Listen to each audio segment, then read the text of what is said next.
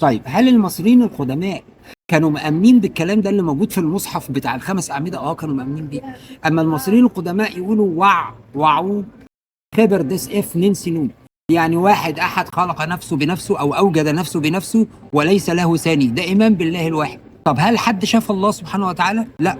طب هم شافوا الله سبحانه وتعالى؟ لا، ولكن آمنوا بالغيب. يبقى هنا حققوا الإيمان بالغيب.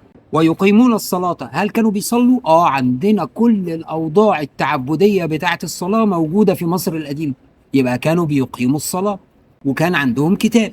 ومما رزقناهم ينفقون. المصري القديم كان بينفق، كان بينفق من كل شيء. لما نيجي نشوف ال 42 قانون بتوع الماعد في مصر القديمة، نلاقي إن المصري القديم كان بينفق من كل شيء. أولا كان بيعمل حطب قربان، كان بيقدم قربان ويقدم القربان من كل ما يأكل، وكان ينفق ويساعد الفقراء، يعني كان عنده نفقة. وكان بيتصدق حتى بصحته، لو هو قادر يعمل حاجة كان بيعمل ويساعد. يبقى هنا تحققت فيه ومما رزقناهم ينفقون. والذين يؤمنون بما أنزل إليك وما أنزل من قبلك. المصريين القدماء أمنوا بكل الأنبياء، ولذلك هم أدركوا حتى قصة إحنا مش قادرين ندركها، اللي هي لا نفرق بين أحد من رسله. آمن الرسول بما أنزل إليه من ربه والمؤمنون كل آمن بالله وملائكته وكتبه ورسله لا نفرق بين أحد من رسله. هم عملوا علامة واحدة بس للنبي والرسول، اللي هي إنبوه، علامة واحدة تعبر عن كل الأنبياء والرسل. ما فصلوش وجابوا أسماء وانحازوا لده وسابوا دوت وصلوا على ده وما صلوش على ده وقالوا ده بس عليه السلام. ما عملوش كده.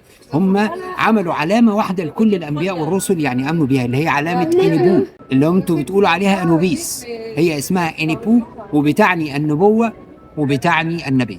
فهم كده حققوا. والذين يؤمنون بما أنزل إليك وما أنزل من قبلك. النبي اللي كان عايش في زمانهم أمنوا بيه وباللي قبله. وبالآخرة هم يوقنون. الشعب القديم الوحيد الذي آمن بالبعث والحساب هم المصريين القدماء. يبقى كانوا مأمنين إن في آخرة، يبقى أقاموا الخمس أعمدة الأساسية بتاعت الدين.